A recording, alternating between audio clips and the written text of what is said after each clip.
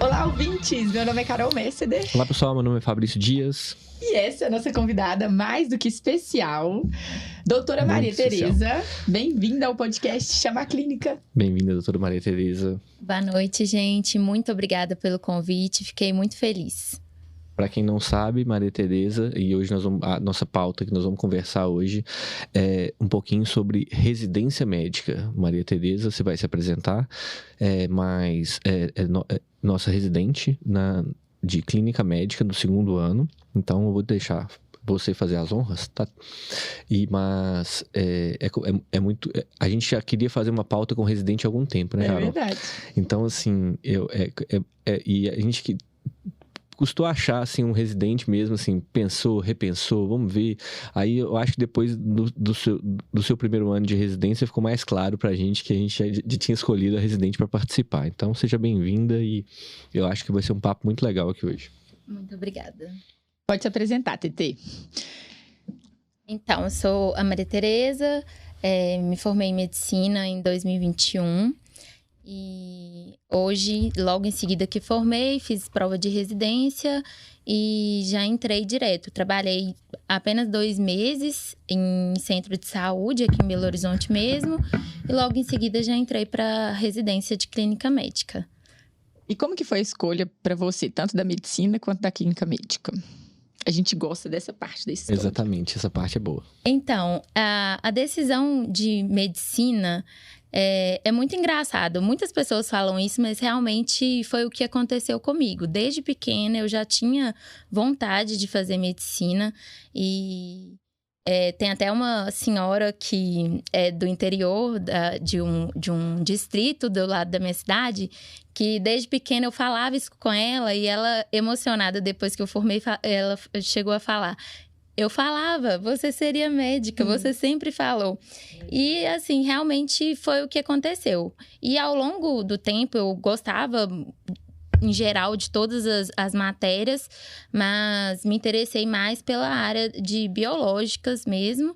E no fim do 3º ano, decidi certinho mesmo fazer medicina. Você decidiu no 3º ano do ensino médio? Não, já tinha a ideia, na verdade, assim, como eu sou do interior, né, eu sou de Santa Bárbara, minha irmã viria para Belo Horizonte para fazer cursinho, para faculdade.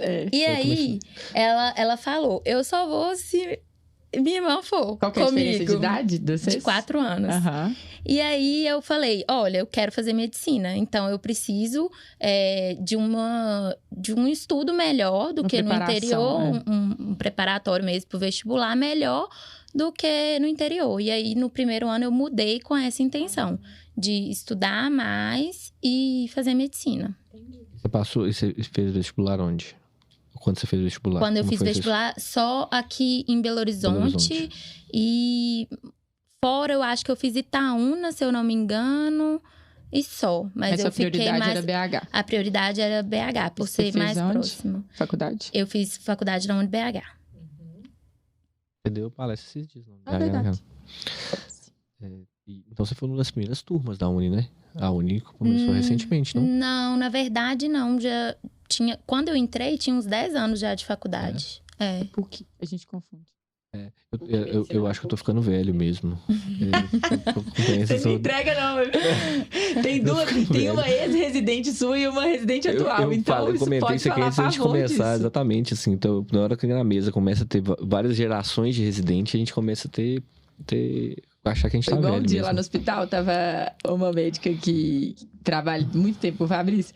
E aí tava eu, minha R2, e eu acho que tinha o Arthur, que tava começando. E R1. A Bárbara da Bárbara. Era a Bárbara, eu e o Arthur de R1. Aí ele tá assim, tô ficando velho, formei essa turma toda aqui, vou formar mais essa. Mas é isso mesmo, assim, mas é bom. Eu acho que eu tenho duas, uma atual residente, uma ex-residente, que eu já falei muito da Carol, mas que são interessante a gente falar isso, né? Eu tenho um perfil um pouquinho parecido, a gente vai conversar muito sobre isso aqui hoje. E a escolha pela clínica médica? Então, pasmem, Fala bem, bomba. eu pensei em fazer cirurgia geral. Fantástico. É tudo que a gente precisava escutar, né? Deus te iluminou e te levou pra clínica médica. Deus me iluminou. Eu não sei em que momento eu surtei e pensei em fazer cirurgia geral, porque é zero o meu perfil. Zero. Graças a Deus que você fez clínica médica. Não por você, mas também pela clínica médica. Com certeza, porque, verdade. assim, a gente ia perder uma grande clínica. A gente ia perder uma boa clínica, uma excelente clínica, na verdade. Porque, como a gente fica brincando aqui de cirurgia, né? Nós temos ótimos amigos cirurgiões. A gente gosta de pirraçar. Mas a gente alimenta a rixa. Clínica médica versus cirurgia. E é muito bom alimentar essa rixa. Né? Adoro. É muito bom. E saber dessa escolha, nossa, dá mais combustível pra gente ainda, sabe? É muito bom. Gostinho especial. Mas e aí? Aí no final você escolheu clínica médica? Eu cheguei a fazer prova. É mesmo? Pra cirurgia geral, Gente. fiz Mas você prova. passou? Não, foi iluminação divina mesmo. Deus escolheu por você. Você tava no momento ali de devaneio. Devaneio, Deus iluminou, exatamente. falou, não, menina. Eu fiz 2 provas, na verdade, e o PSU foi todo pra cirurgia geral. Não, o contrário. O Enari foi... Não, isso mesmo. O PSU foi todo pra cirurgia geral e o Enari foi pra clínica médica. Só Mas que aí a prova... O Vila foi depois, né? Isso, é porque do Vila foi depois. E aí, o que aconteceu? Eu fiz... Aí eu percebi que eu tava estranha, não tava muito minha cara, sabe? Durante a faculdade, na verdade, não era bem o que eu queria. O que aconteceu foi que no 8º período, eu gostei de angiologia. E aí, eu tô assim, vou fazer cirurgia vascular. Ia fazer cirurgia geral pra fazer cirurgia vascular. Uhum. Porque eu me encantei na angiologia e tal. Mas depois eu falei assim, gente, na verdade, eu me encantei pela angiologia. Pela parte clínica. Pela parte clínica. Não pela cirúrgica. Muito bom. É muito bom escutar isso. E aí, eu conversando com uma amiga... E, na verdade, a minha amiga, uma das minhas melhores amigas, inclusive, Dani, ela também faz clínica médica, ela falou ela me ligou um dia e falou, eu não tenho nada com isso, não. Mas você não tem nada a ver com cirurgia, pelo amor de Deus, você tem que fazer clínica médica. Legal. Pessoa iluminada, E aí eu decidi fazer, ainda bem. Ainda bem. E aí, você chegou a passar no Enari em alguma? Não. Sim, eu fiquei de excedente no Enari, mas aí eu passei no Vila. Tá. E aí complementar, né? Isso. Quando eu passei no Vila, no primeiro dia eu ainda estava com excedente em outros hospitais, mas eu me senti tão em casa e tão acolhida que, assim, se eu fui chamada, eu nem sei. Porque nem quis saber. Não quis saber mais, que eu me senti em casa mesmo, desde a primeira semana. E a gente tá numa época, um mês, né, de residência agora desse novo ciclo, né, de residentes. Você se tornou R2 e os novos residentes entraram.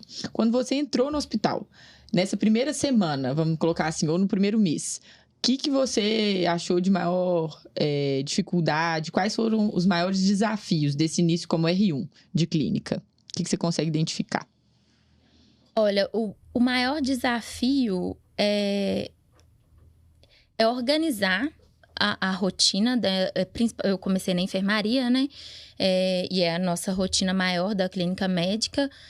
Era essa organização de pensar, vou chegar no hospital, o que eu tenho que fazer? A segunda parte, entrar no quarto sozinha e me apresentar. Sou a médica, né? E aí, já pensava, toda vez que eu ia pra entrar no quarto, eu pensava, nossa, o acompanhante vai me perguntar isso, não vou saber responder metade das coisas. Eu já ficava desesperada com isso.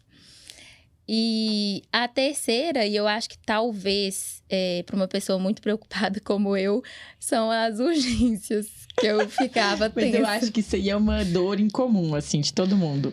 Porque a gente sai muito despreparado mesmo da faculdade, né? Pra urgência, sai... nossa parte prática mesmo, exceto pelos internatos, mas ainda os internatos, eles variam muito, né? De acordo com que você dá sorte com um professor ou outro. Até os internatos, eles variam em qualidade. Mas a parte prática, sobretudo na urgência, é muito muito distante da realidade, né? Do que a gente vai Sim. precisar. A gente, mesmo na residência, eu acho que a gente ainda tem algum déficit na formação na emergência. Eu acho que muitas residências a gente tem uma formação em emergência muito Dentro boa. da clínica médica varia muito mesmo. Varia muito dos locais. E na faculdade eu acho que isso é muito importante, assim. Primeiro porque hoje em dia, e hoje talvez esteja pior, porque se a gente for pegar há 15, 20 anos atrás, a gente tinha muito menos cursos de medicina, muito mais espaço pro acadêmico, então tinha menos residentes. Então, pro acadêmico ele tinha um pouquinho mais de vivência dentro da emergência. Hoje, eu acho que tem muitas faculdades, poucos serviços de saúde, então você tem uma demanda enorme de estudantes, de acadêmicos, e poucos postos de trabalho. Então, eu acho que a gente acaba que, também por essa demanda, a formação em emergência, principalmente, fica um pouquinho deficitária. Por isso que chega na residência e isso gente, muito recorrente. O grande receio do residente de clínica, principalmente, né? Que eu falo que é o médico que, você já percebeu isso, Carol, já sabe o que eu vou falar, assim, é o médico que toca o hospital, assim, a gente movimenta o hospital. Então, o grande receio e se acontecer uma situação de emergência, o que eu vou fazer? Geralmente o BIP do hospital fica na maior parte do tempo com os residentes de clínica médica. Então você vira a referência do serviço, né? Exceto pelo CTI, que também é uma grande referência nessa parte das emergências, é o residente de clínica médica. Então o bicho pegou, chama a clínica. Chamar a clínica. Eu acho que você tocou nos pontos principais mesmo, assim, das angústias do R1. E como que você resolveu isso, assim? Como que foi, ao longo desse R1, como que você foi resolvendo? Na verdade é um processo, né? Não é um... Eu criei, na verdade, eu sou responsável e coloquei isso em prática com os meus pacientes. O principal que eu falo também falei isso na chegada dos meus R1s, é ter esse compromisso com a responsabilidade com o paciente. Então, eu cheguei e falei, eu tenho que organizar como que eu vou fazer a minha rotina. E isso eu fui adaptando ao longo do R1 e hoje eu já faço de uma forma sistematizada.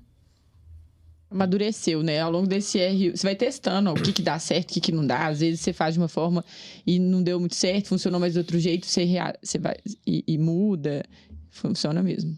E com relação a esse ponto, assim, atender o paciente grave. Eu não vou nem falar a emergência, tá? A emergência, a gente vai... talvez seja um outro capítulo, mas atender o paciente grave. Hoje você consegue... se comparado, porque os R1s, o receio do R1 é ter o paciente grave na frente dele e não conseguir conduzir a situação. Hoje, primeiro, você se sente mais preparada para isso e você se sente mais tranquila para cuidar do paciente grave? Em resumo, você consegue enxergar seu amadurecimento? Assim, você chegou como R2, você olha e fala assim, nossa, eu dou conta de fazer isso. Você acha que você consegue perceber? Sim, consigo. E eu acho que mais do que resolver, que é uma coisa que eu e o Fabrício já até conversamos, é perceber o paciente grave. E que eu acho que no início da residência a gente não tem essa visão do que é reconhecer, né, o paciente grave. Nossa, e a gente fala isso demais, que são estratégias. Desde a faculdade, com os meninos que são meus alunos, eu falo isso. Que se todo mundo sair da faculdade sabendo reconhecer, eu já tô satisfeita. Porque é difícil mesmo, né? Exatamente. E eu percebi antes, por exemplo, no dia do meu plantão, o dia que eu chegava lá e pegava o BIP, taquicardia, na hora. Peguei o BIP, taquicardia. Hoje em dia... Esse BIP ótimo. Ai, Deus. Hoje em dia não tem mais isso. Coração bate normal ali. Coração bate normal. Eu já chego e a questão agora é que eu além de ter responsabilidade, quando não sou eu no plantão e é alguma R1, aí eu tenho a responsabilidade também de ajudá-los, né? Você vira referência, né? Exatamente. Mas isso é muito legal. Eu Muito legal. acho que você consegue ter essa visão de ser referência do R1. Eu acho que o R2 que consegue ter essa visão, eu acho que assim, ele tá um passo à frente, sabe? De que ele pode... ajudar o colega dele de residência do primeiro ano e, ao mesmo tempo, ser o exemplo para ele. Então, assim, o R2 que tem essa visão, ele constrói, e eu estou diante aqui, de novo, de duas residentes, a Carol, que foi residente, você atual, que tem esse senso, que a gente consegue enxergar isso como referência mesmo. Se o R2 se espelhar em você, ele vai ser... se o R1 se espelhar em vocês, ele vai conseguir construir uma boa caminhada. Então, assim, isso talvez seja o mais importante, assim. Isso é uma responsabilidade enorme, assim. Que é meio na marra, né? Você tá na beira do precipício, tipo, ó, agora você é R2. A noite do conhecimento, ela é real? Você absorveu todo o conhecimento de clínica médica em uma noite? Transformou em uma noite. Quem dera. Mas assim, eu vi, teve um dia que eu tava na enfermaria, eu vi você acolhendo as residentes. Elas chegaram, eu acho que elas tinham entrado em contato com você de alguma forma. E elas foram até antes do início real, oficial ali, para conhecer um pouco da rotina. Você tava orientando, tipo mãezona mesmo, pegando na mão. Mas é legal, eu tô vendo vocês hoje, assim, ensinando a fazer os processos, porque tem outras questões que eu acho que são importantes, assim, do paciente, do residente, que é, além de conhecer a rotina que você acabou de falar, assim, conhecer a rotina do hospital. Assim, porque até andar no hospital, gente, nesse início é complexo, né? Assim, tudo é um desafio. O sistema, eu não vou nem falar. É um desafio enorme, ainda mais o TASI. E aí, tudo isso fica mais fácil no R2 exatamente por conhecer o serviço. Então, se tiver qualquer aperto, você sabe também a quem recorrer. Como recorrer também, né? Em quais situações necessárias. Mas é muito interessante isso, assim. Quando você se torna um R2, e a gente vê isso muito, eu senti isso quando foi minha vez, e hoje eu consigo acompanhar vocês, assim, nesse processo de formação da especialidade. Talvez, ao longo do R1, e essa é uma grande angústia, do residente será que eu tô aprendendo alguma coisa? Será que eu tô aprendendo tudo que eu tenho que aprender? Porque no começo, você chega assim, deslumbrado, né? Meu Deus do céu, eu não sei nada de medicina. E aí, vai passando o tempo, dá 6 meses de residência. Quando chega no R1, que aí quando você tá prestes a virar R2, você fala assim, eu tinha um tanto de coisa para aprender, será que eu aprendi mesmo? E aí, quando os R2 entram, e não existe melhor forma de aprender do que ter que ensinar. E aí, quando você ensina, você consolida aquilo, você fala assim, gente, eu tô conseguindo explicar alguma coisa, então quer dizer que eu aprendi mesmo, assim.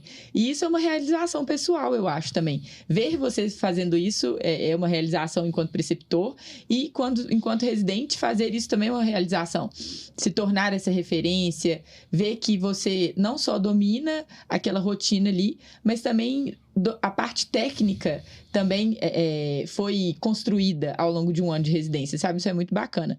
E no R2, eu acho que todo residente, quando tá no meio pro final do R2, fala assim, meu Deus, eu não queria formar mais. No R1 quero formar logo, quero terminar a residência. Isso podia acabar logo. Aí no R2 é tipo assim, não, tá acabando e eu tenho um tanto de coisa pra aprender ainda. Mas no R1, a gente, no R1, os primeiros meses dá essa sensação, depois isso vai acalmar, talvez, quero ver a sua impressão, mas assim, minha sensação é que vocês vão acalmando eu não fui residente não tem muito tempo, mas é que a gente vai acalmando um pouquinho, no início aquela ansiedade para acabar, depois você vai acalmando. Você falou, é tudo um desafio, né? Até as coisas práticas ali do dia a dia são um desafio. Depois que você domina isso, os desafios eles vão mudando ao longo desses 2 anos, né, de clínica médica. Você consegue ter essa impressão?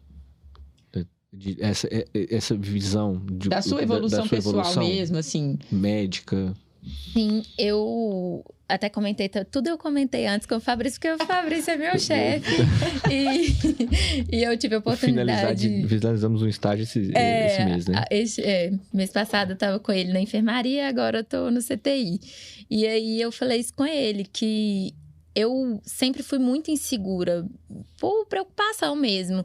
E aí eu senti no mês de março uma evolução muito grande, porque em nenhum momento eu claro que assim, né, tinha minhas dúvidas, vou ter sempre, e recorria ao Fabrício, então eu ficava super tranquila de resolver. Mas eu fiquei muito mais segura de entrar no quarto do paciente. Toda aquela história que eu falei antes de organizar a rotina já estava tranquilo. Então, menos uma preocupação. Entrar no quarto do paciente já não é um problema mais. Eu entro tranquila. Não que eu não tenha minhas dúvidas. Mas você sabe até o jeito de levar aquela situação, né? Exatamente. Eu não vou ficar mais nervosa se eu não souber responder. Eu vou saber falar também, que depois eu volto para informar. E quando acontece algum código, alguma coisa, se fosse a Maria Tereza R1, ficaria desesperada. Hoje eu tenho mais tranquilidade. Claro que a gente conta com o suporte sempre dos chefes, mas com muito mais tranquilidade. E interessante isso. Até eu te falei, isso aconteceu uma parte, já aconteceu algumas vezes com você também, quando você era residente, lógico. Eu tava... A diferença do R1 pro R2. Maria Tereza, a gente tava na enfermaria agora. Teve um dia que a gente tava mais corrido. Eu, com uma certa frequência, essa correria, né? Mas... Todo dia. Todo dia. Mas teve um dia que eu falei assim, vamos dividir. Você pode fazer na alta do paciente que eu vou lá dar. Não, eu vou no quarto, eu quero ir no quarto do paciente. Eu falei, tá bom, eu entendi. Vai fazer na alta. E o que é? Faz uma alta lá. Eu vou no quarto, eu quero ir lá no quarto. Mas esse senso de pertencimento do paciente como seu. Eu acho que, assim, o residente também que tem essa visão, que você é a médica do paciente. Meu nome tá ali, mas meu nome ele vai se tornando secundário. Na hora que a gente, preceptor, você sabe disso agora, então assim, e você vai saber disso em breve, quando você, preceptor, começa a ficar mais invisível, como você começa a ser secundário, eu acho que o residente está no caminho mesmo. Quem é o astro ali é o residente. O dono do paciente. Né? O dono do paciente. O dono do paciente é o residente. Assim, quando vocês assumem isso, e é muito bonito mesmo de ver, quando o residente assume o cuidado do paciente, as responsabilidades do cuidado, a gerência do cuidado do paciente, assim, a horizontalidade. Isso é muito, muito bonito de ver. Então, assim, isso e pra gente é uma recompensa, porque, olha, tá no caminho certo. A gente tá... E quando a gente dá essa liberdade, falo quando a gente vai soltando um pouquinho, vai empurrando mesmo, pode ir que vai. E tá indo, tá caminhando. A gente sentir esse feedback do paciente. Às vezes a gente entra no quarto com vocês, os residentes, e aí a gente fica aí... O paciente se referindo o tempo todo é muito bom. Então, quando a gente entra no quarto e fala, mas a doutora Maria Tereza não vem? Aí, não vem, exatamente, cobra a gente. Isso é muito bom. É muito bom, é muito bom. E eu acho que o melhor, assim, é quando a gente consegue passar para vocês. Algumas pessoas já vêm prontas, assim. A verdade é que a gente só tem que lapidar no processo. Sim. E a técnica, um pouquinho da rotina, um pouquinho da experiência que vai pegando, mas que já vem muito prontas. Mas o mais, pelo menos pessoalmente falando, assim, o que mais me realiza é quando a gente consegue transmitir e a gente compartilha dos mesmos valores, assim. Eu vejo muito isso em você, que é esse interesse genuíno pelo paciente mesmo, assim, que é se comprometer com o cuidado dele. Então, meu horário hoje não é ficar o dia inteiro aqui no hospital, não, mas e daí, meu paciente... É claro, gente, que todo mundo, ninguém vai viver em prol de hospital todos os dias da vida, não. A gente não prega isso, tem muito mais do que a medicina nas nossas vidas. Mas... Primeiro, na residência, isso é super importante. Eu já ouvi você falando muito sobre isso, assim, dessa doação nesse período de residência, né? Que é fundamental, enquanto profissional em formação, mas também depois, enquanto o resto da carreira médica, porque é muito disso, assim. Às vezes você tá saindo do hospital e um acompanhante chega para conversar. É isso, a nossa vida é essa, é um pouco de imprevisibilidade mesmo. Tem hora para chegar, mas não tem hora para sair. Tem hora para chegar, não tem hora para sair. Depois não muda muito isso, não. Exatamente. Isso eu acho muito importante. Eu falei isso também com meus R1s, que é responsabilidade de horário, chegar antes. O horário de chegar no hospital, teoricamente, é 7, mas eu passei pra eles que era 6h30, 6h40. Eu achei o máximo isso. Isso é muito bom. Isso é muito bom. Porque... Todo preceptor precisava de uma Maria Tereza como R2. Ia facilitar a vida. Que eu acho que, inclusive, facilita a vida dos chefes e que a gente tá ali também pra aprender e também ajuda na rotina, com certeza. E também para nossa organização. Pensa, você não conhece o serviço, não conhece como que vai ser a rotina naquele dia. Se você chegar atrasado, vai ser bem pior. Tudo atrasado fica mais difícil. Porque a pressa, ela aumenta essa ansiedade que já é inerente do processo, né? Então, o que você puder controlar ali, que te diminua um pouquinho dessa ansiedade, é maravilhoso, né? Eu acho que e aí, dentro disso, de novo, assim, vocês parecem nesse sentido e me chamam muito a atenção a organização. Organização e sistematização, assim. Como que você construiu isso?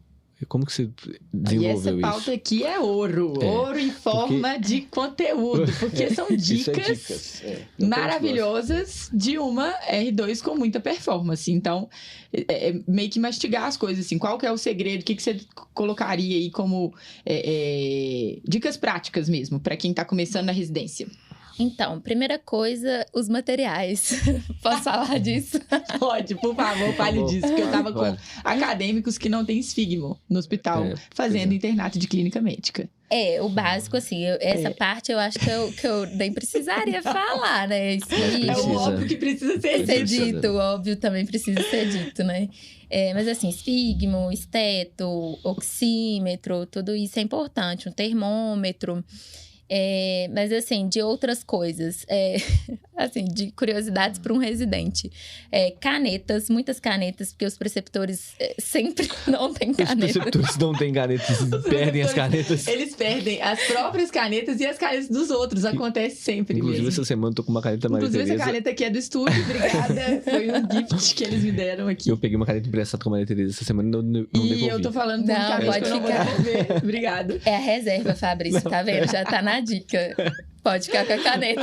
Adorei. A caneta do preceptor é ótima. Em suma, deem canetas para os seus preceptores. Compre caneta para você e pro preceptor. É fantástica essa dica.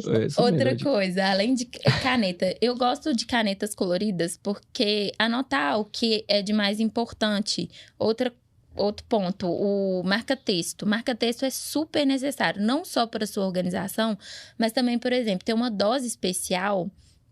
E isso eu acho que é importante também da relação com as técnicas, as enfermeiras, a equipe multidisciplinar também.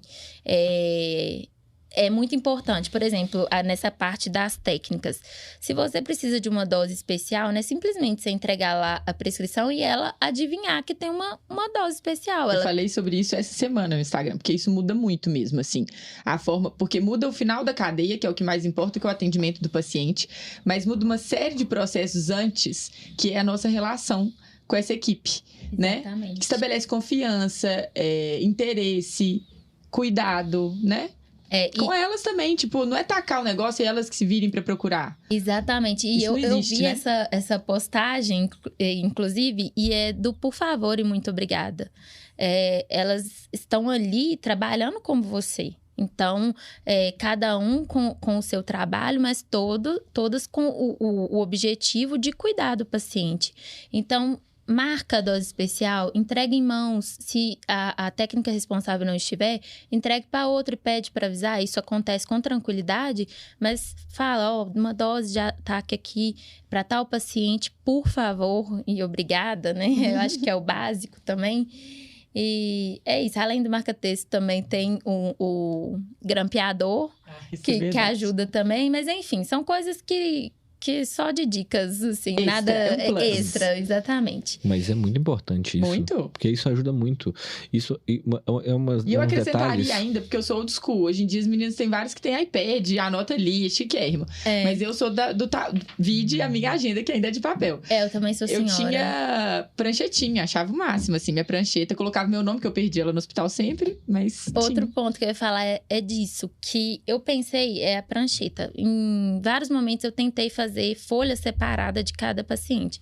Fui fazendo dessa forma. Só que eu percebi que na hora de passar o caso, e também a equipe de enfermagem perguntar, tal paciente está em qual leito? Geralmente eu sei de cor os meus pacientes, mas às vezes tem muitas admissões, você não vai saber. Então, com uma folha só com todos os pacientes, você tem uma visão global. E chega no ponto também para organizar a ordem de ir nos pacientes, que eu acho fundamental. Muito importante. Geralmente, os hospitais têm uma rotina de horário de alta, né?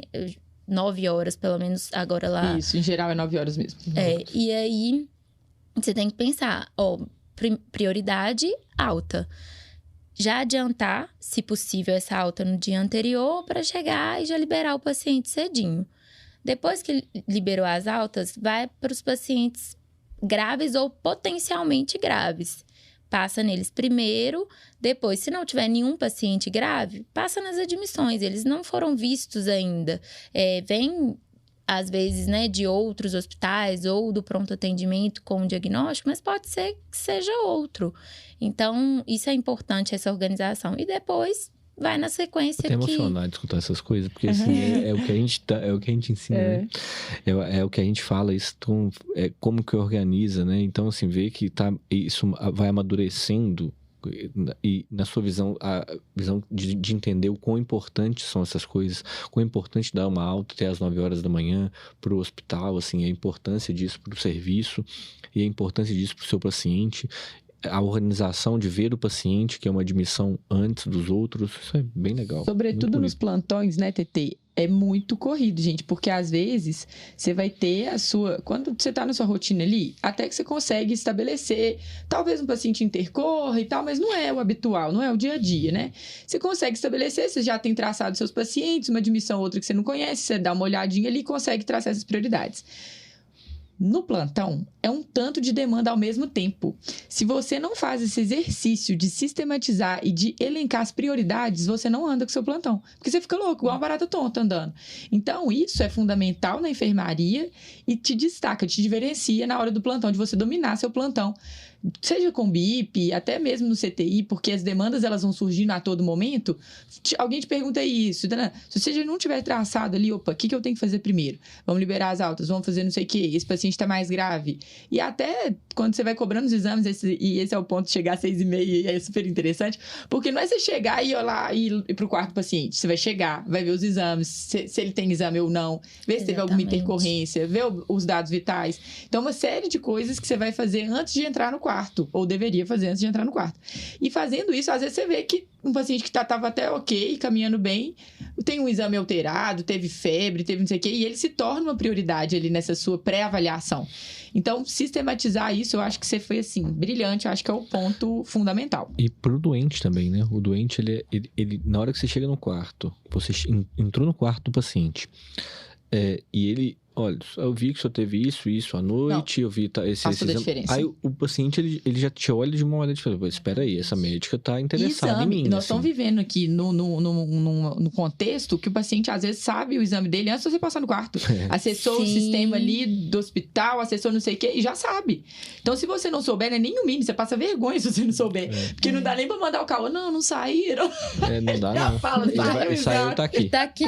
Tá aqui. Exatamente. E aí, você pega de surpresa, porque você tem que interpretar o exame na frente dele. Exatamente. Então, essa dica achei de ouro, TT. O que mais? Dessas dicas, da rotina, dessa parte mais prática. Outra coisa que eu acho legal nessa parte de exames é uma folhinha que eu uso com todos os exames. Pra você ver longitudinalmente, né? Exatamente, fazer comparação. Porque ver um exame solto assim, você não sabe se o paciente melhorou ou teve uma piora. Perfeito. Então, isso eu acho que ajuda bastante. Fazer uma tabelinha básica, todo serviço tem, você não precisa nem ter o trabalho de fazer, só imprimir. Verdade. E completar.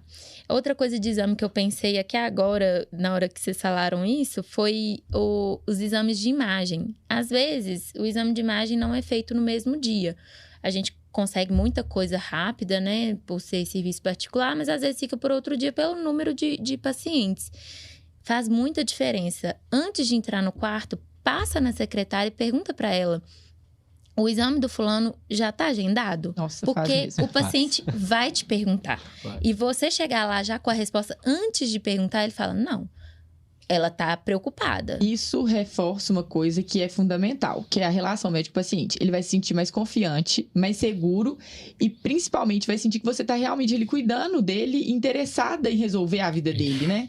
Isso é o elite. Elite mesmo. É muito legal de ver, é muito lindo de ver, porque... Tô emocionada, eu precisava de um lenço aqui. Não, eu tô claramente, assim, é difícil até de falar, porque, assim, quando a gente vê... Esse episódio vai ser um episódio obrigatório pros R1s agora. Com certeza absoluta. Nós vamos divulgar para todos, inclusive. Porque quando a gente vê... E quando a gente fala se importe, eu acho que a gente está falando de se importar com o paciente. Tudo aqui está girando em torno do paciente. A gente está falando de uma rotina da residência, que é um período da vida do médico, mas que tudo isso girando em torno do doente. Assim, o seu paciente como centro. Na hora que o médico residente consegue entender isso... E assumir o protagonismo desse isso, cuidado. Pronto. Porque tem muita residente que se coloca à margem desse processo. Tipo, eu sou só o residente. Gente, por favor, vocês são a figura mais importante no cuidado daquele paciente. Às vezes, lá na nossa enfermaria, não é o mesmo médico que passa todos os dias. Então, eu vou algumas manhãs, a Amanda vai outras.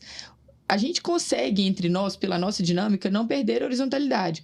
Mas e a gente sente isso muito. Quando o residente assume esse protagonismo, a gente fica secundário. Às vezes eu nem passei os casos para os meninos e eles sabem de tudo, porque o residente está vendo aquele doente todo dia. Então, assumir esse protagonismo. Você não é só o residente, você é o responsável pelo cuidado. Porque daqui 2 anos, gente, vocês serão. Então, se você já treinou isso ao longo da sua residência, pronto. Você vai chegar lá na hora do vamos ver, jogo é jogo, treino é treino, mas assim, na hora que você treina pra valer mesmo, na hora do jogo você não tem dificuldade. Então, isso faz muita diferença. E assim, eu falei isso hoje com vocês lá no CTI, assim, se você fizer esse exercício de se colocar no lugar do outro, por exemplo, se fosse eu ali, como paciente, o que eu ia gostar do médico fazer isso pra mim? Se fosse eu enquanto enfermeiro, enquanto técnico, como que eu ia... Se fosse eu enquanto interconsultor, como que eu ia receber essa interconsulta? Se vocês fazem esse exercício, vocês conseguem melhorar muito a forma de trabalhar. Tem gente que tem, para algumas pessoas que isso é muito natural, mas quando não é, fazer esse exercício melhora. Fala assim, poxa, se eu recebesse esse pedido de exame aqui, eu ia entender o que o médico está pedindo? Porque pra gente que está acompanhando o paciente é óbvio, mas para quem vai receber... Não, tá, deu pra entender. Opa, não. Tipo traço, sei lá, você pediu uma TC de tórax, colocou um traço. Gente, isso é um desserviço. Porque o médico que vai fazer o exame e ver, ele vai falar assim, poxa, eu nem sei por que pediram esse exame. Enquanto, se você coloca derrame, pleural, paciente mantendo curva térmica, complicação, interroga. Pronto, ele vai bater o olho e falar, opa, peraí, eu olhei esse derrame rápido, deixa eu voltar aqui, será que tá complicado mesmo ou não? Isso faz muita diferença, assim, eu acho que é um pouco de tudo isso que você falou, mais repetidamente mesmo, pra gente frisar a importância disso tudo. Não, de novo, assim, se importar com o seu trabalho e a essência dele, que é o paciente, né? E assumir esse protagonismo, que eu acho que é fundamental. Assim, é fundamental ser o centro mesmo. Então, mesmo no CTI, que a equipe multidisciplinar é maior, a quantidade de médicos é maior, você está ali como residente, mas tem um plantonista, tem um médico horizontal, tem um coordenador do CTI, tem vários médicos ali na cadeia, assim, tem um médico, o interconsultor, o dono do paciente que está ali. Quando você consegue transitar dentre todos esses médicos, assumindo o cuidado do paciente, assim, a qualidade do trabalho é melhor, a qualidade da assistência ao paciente é melhor. Então, eu falo isso com frequência, assim, os hospitais que têm residência médica, eles prestam uma assistência melhor. Com certeza. Quando ele tem uma equipe de residentes que está comprometida com a qualidade do serviço com o paciente, né? E com os preceptores presentes, né? Porque faz muita diferença essa presença, assim. Sem dúvida. Porque é um serviço de treinamento supervisionado, mas essa supervisão próxima e você saber que você pode contar com o seu preceptor faz muita diferença, né? Você fica um pouquinho mais seguro mesmo nessa fase que já é de tanta insegurança. Com certeza. Inclusive, né? Porque... tô aqui na presença do Fabrício, não, mas eu tenho sorte de todos os preceptores, que lá nós somos muito bem orientados, acompanhados. Mas é o que a Carol acabou de falar, assim, eu acho que a gente precisa de construir uma residência, e a gente faz isso também no Mater Dei, assim, que é uma residência que é próxima do residente. Nós somos, aí, coisa muito que a gente prega, nós somos colegas aqui. Tem uma hierarquia? Tem uma hierarquia, mas uma hierarquia também de que a gente consegue... Detentor do conhecimento, não. Não é hierarquia no sentido de que, olha, eu sou melhor do que vocês, não. Nós somos aqui protagonistas no cuidado do paciente. A gente está trocando aqui, é uma troca, né? Uma troca não só de conhecimento, mas de habilidades, de experiências em prol do cuidado do paciente.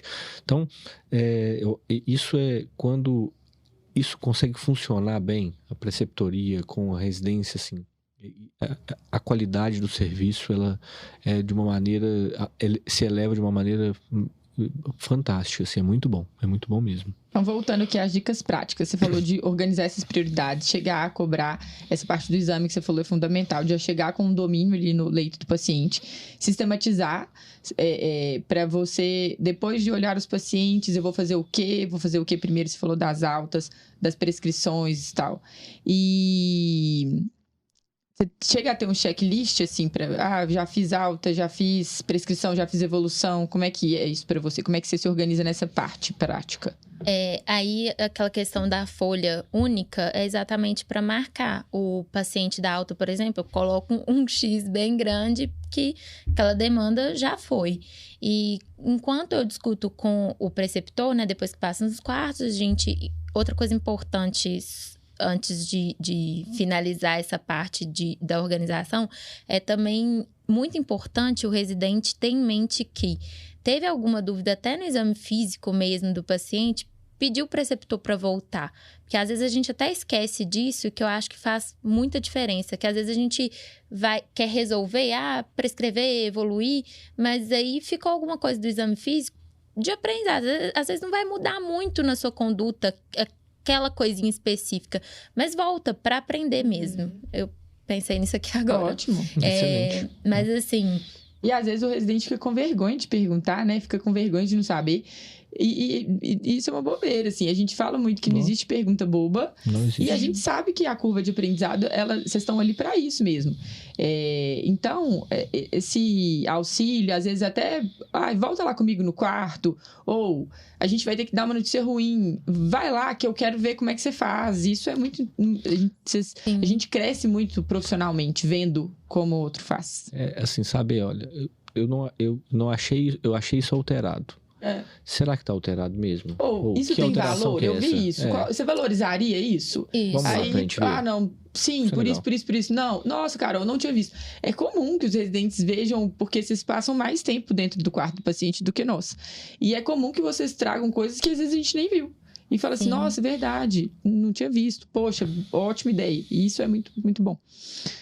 E aí, essa questão do checklist, corto, né, os pacientes que foram de alta, e enquanto eu faço a discussão, eu coloco, a Carol já até tem aquele quadradinho, meu adoro. Ok. Eu tenho de todos, eu faço bem rudimentar mesmo, um quadradinho com P, E e A, que é de prescrição, evolução e alta, e aí vou fazendo isso. E eu faço isso. E ainda faço de revisão laboratorial, às vezes. Isso, revisão laboratorial, o meu fica até direitinho. Hoje, gente, no CTI eu faço isso em todos os pacientes, pra ir checando. Hoje mesmo lá no CTI, tava com a Carol, eu passei paciente. P-E-R-L. Ok. O meu é ok, não é o quadradinho. Então, isso faz diferença. E outra coisa, as pendências. Deixa bem claro as pendências. Eu coloco até marcado de marca-texto, aqueles hoje em dia tem muitos bonitos. E aí eu deixo bem, bem marcado, assim, que são as pendências principais para passar para quem vai ficar responsável por aquilo, por um exame, a secretária, por uma medicação, a técnica, algum exame específico que a enfermeira tem que fazer. Então, deixar tudo isso organizado. Ótimo. E marcado, né? Faz parte da construção da horizontalidade isso, né? Então, você planejar o seu paciente, né? Então, na hora que você coloca pendência, você nada mais é do que você está planejando o andamento do seu paciente no hospital, assim, o andamento a evolução clínica dele. Você tá, eu estou planejando esse exame para tal dia, ou mesmo essa pendência, existe essa pendência para alta, existe essa pendência... Tem que resolver isso. Isso é planejamento, assim. E quem consegue fazer essa organização, eu acho que consegue ter um domínio maior do caso do paciente muito maior. Isso eu acho que faz toda a diferença que Fabrício falou. E foi uma das coisas que nós conversamos também recentemente. Perguntar, por que meu paciente está ali? Tá. É a situação mesmo, porque às vezes ele veio com uma queixa, mas já foi resolvida, agora tá em outra situação. Então, qual que é a situação de agora? Pensa e escreve, a situação é essa. Então, o que falta de pendência para alta? Ou não, esse paciente ainda fica aqui, mas o que eu posso ajustar para essa alta ser mais breve e com segurança? E assim, eu acho que é pensar, e que é isso que você falou, pensar diante do caso do seu paciente. Por que meu paciente está aqui? O que eu tenho que fazer para ele receber alta? E para pensar em soluções mesmo, porque quando você chega com o preceptor, ele vai te orientar, ele não vai te dar tudo pronto. Porque se você quiser, ele vai dar, você não vai ter que raciocinar, ele vai falando, é muito fácil, né, pra gente, assim, porque vai natural. E, às vezes, você fica um anotador de coisas. E não é essa a ideia. A ideia é que vocês construam o raciocínio. E fazer isso sozinhos, treinar sozinhos, faz muita diferença. Que é isso que você falou. Fundamental. Eu acho que essa parte prática, você não prometeu nada e entregou tudo. Dicas gerais agora, pra gente finalizar. Estamos acabando aqui nosso episódio, que a gente poderia ficar falando mais 3 horas. Nossa, tranquilamente. Sinceramente, que é um assunto que a gente ama, que eu já vi que você gosta também.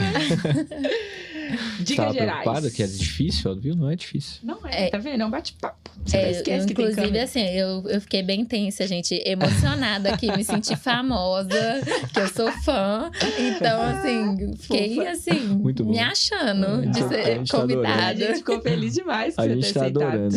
Eu tô gostando demais. É. Só faltou um cafezinho aqui, porque aí a gente ia ficar mais horas. Aí, pronto. Dicas gerais, assim, pra fechar, se você estivesse falando pra todos os residentes que estão começando clínica médica, o que você falaria pra eles, assim, de mais importante dessas dicas gerais? A gente já deu várias, né, ao longo do episódio, mas, assim, pra finalizar, o que você destacaria? Olha, eu acho que a gente falou de tudo um pouco, mas agora só um resumo, então. Acho que, assim, se entreguem. Eu acho que é isso. Se entreguem à residência. Pensem que aquilo vai ser o diferencial para sua vida médica. Então, aproveita que você tem pessoas, eu pelo menos tenho chefes maravilhosos que estão ali para me ajudar e me ensinar de medicina, e não só de medicina, da vida também. E aproveitem esse momento sem hora, como eu falei, sem hora para ir embora, ser pontual, preocupar com o paciente, conversar, entender melhor. Não tendo pressa, você vai conseguir entender melhor, você vai fazer as prescrições, as burocracias, As obrigações, as obrigações, né, em geral, com qualidade. E o principal é isso, o cuidado com o paciente. Se você chegar na residência pronto para se entregar aquilo e tá disponível, é disponibilidade, eu acho que é a palavra. Perfeito. Estar disponível para os seus chefes e para os seus pacientes, acho que tá resolvido. Você consegue fazer uma boa residência e ter esse cuidado com o paciente de qualidade. E tem muito a ver com isso que a TT falou. A residência, gente, é um período da construção da carreira de vocês. A gente fala muito isso e impossível não destacar isso de novo, assim. É geralmente a porta de entrada no mercado de trabalho de vocês. Então, o que vocês construírem ao longo da residência de vocês, essas imagens, elas ficam, essas impressões, elas ficam. Então, ao longo desses 2 anos, vocês estão deixando uma série de impressões. Escolham, além disso tudo, dos valores, do paciente, que é o centro do nosso cuidado. Poxa, às vezes você não precisa daquele plantão, mas o seu chefe está precisando. Até essa visão crítica diferencia. Porque na hora que você se mostra disponível para os seus chefes, e isso tem a ver com o que você falou, você vai ajudá-lo e uma mão lava a outra. No futuro, quando tiver alguma oportunidade, ele também vai lembrar de quem ajudou ele. Então, essa visão de carreira é muito, muito importante. As pessoas perguntam muito, nossa, Carol, mas você é muito nova, você acabou a residência e entrou na preceptoria e já antes, no R1, já trabalhava em 2 hospitais, no CTI. Por que isso aconteceu? Não foi de graça. Foi construído, foi com trabalho, com dedicação, com comprometimento, mas também com essa visão de carreira. Opa, eu não precisaria fazer agora. Eu não tô querendo, inclusive, fazer. Eu não tô querendo dar esse plantão no CTI aqui, não. Mas tá descoberto, eu vou ajudar alguém e não é que eu vou fazer esperando que recompensem, não. Mas essa recompensa, ela chega, é inerente. Então, essa visão crítica de construção de carreira é um plus que, quando a pessoa tem e junta tudo isso que você falou aqui, é impossível dar errado, TT. É impossível. É impossível.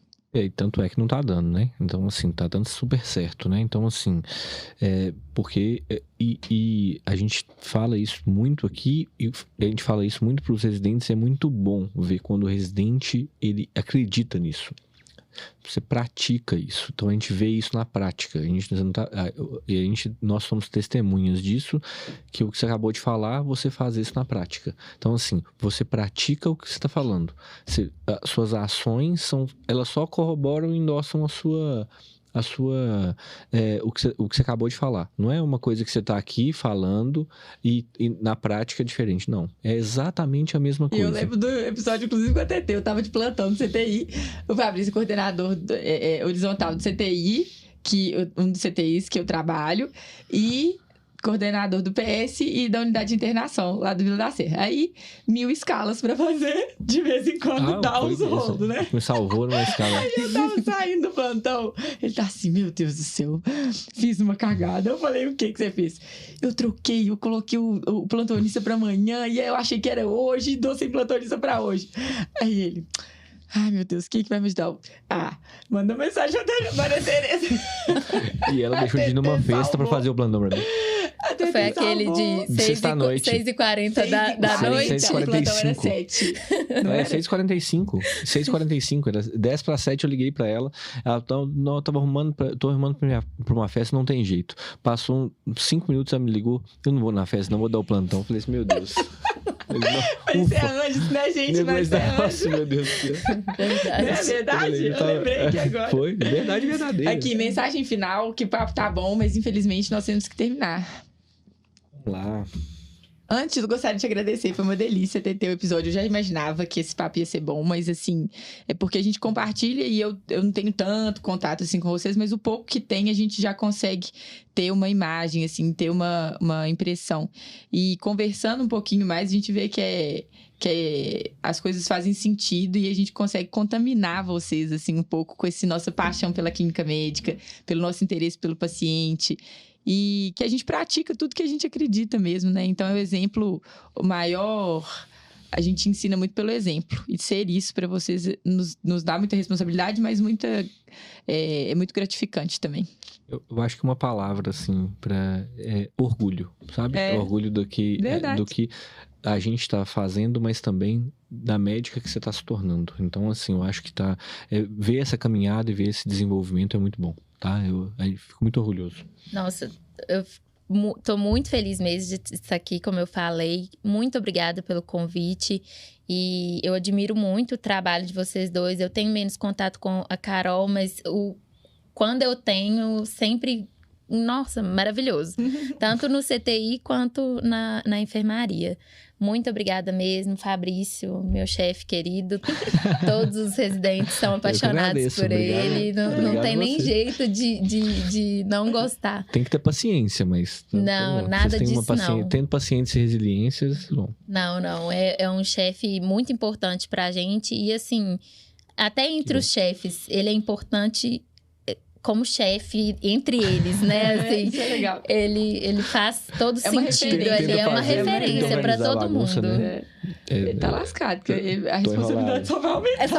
Só aumenta, exatamente. A responsabilidade é boa demais. Exatamente. Eu acho que quando a gente vê resultado no que a gente tá fazendo, assim, é muito bonito, é muito bom de ver. E eu vejo, eu brinquei aqui no início, né? Eu tô vendo 2 gerações de residentes aqui, mas quando eu vejo esse crescimento, esse desenvolvimento, assim, e vocês progredindo na carreira dá um retorno pra gente, é melhor do que o nosso sucesso. Eu acho que vocês podem ter certeza absoluta disso. Que indiretamente é também, né? Eu acho que, de frase pra hoje, eu acho que é uma frase do Carl Jung, que ele é um psiquiatra e psicoterapeuta britânico, sabe? Ele fala uma coisa muito interessante, que eu acho que é muito dentro do que a gente prega na medicina. Conheça todas as teorias, domine todas as técnicas, mas ao tocar uma alma humana, seja apenas outra alma humana. A gente fala muito de humanidade, né? A gente fala muito de saiba medicina, mas seja humano. Na hora que você tá ali, você tá diante de um ser humano. Então, seja importar, caridoso, né? Eu acho que seja solidário, seja sensível, seja muito empático. É empatia. Eu acho que aqui existe outra pessoa ali com uma história, com uma vivência. Respeite isso e que eu acho que se importe pelo seu paciente, que eu acho que a chance de você fazer um bem para ele vai, assim, ela se multiplica por 1000, assim. É o que a gente fala, que o conhecimento ele é a base. Não existe medicina sem o conhecimento, por isso que a gente fala tanto sobre medicina baseada em evidência, sobre se atualizar, o poder disso, dessas ferramentas diante da tomada de decisão do paciente. Mas isso não tem valor sem essa outra parte que é fundamental e que nos diferencia na nossa profissão, que é essa visão do paciente como o mais importante ali do nosso cuidado, como centro mesmo. E esse comprometimento com o cuidado dele é fundamental. E vocês dois são inspirações para isso. Obrigado. Com certeza. Obrigado. A gente agradece muito. Foi uma delícia voltar a gravar aqui nesse estúdio. Eu estava com saudades. Também estava com muita saudade. Foi ótimo o papo hoje. Foi ótimo. Foi Amei. muito bom. Recomeçamos aqui com o pé direito. Um super pé direito. Recomeçamos o ano, né? É verdade. O ano, primeiro do ano. Né? Oficialmente, primeiro do ano. Mas a gente já gravou várias antes online, né? No Zoom. Vários episódios, né? Então, assim, eu acho que recomeçamos bem. Um beijo. Até a próxima. Um abraço.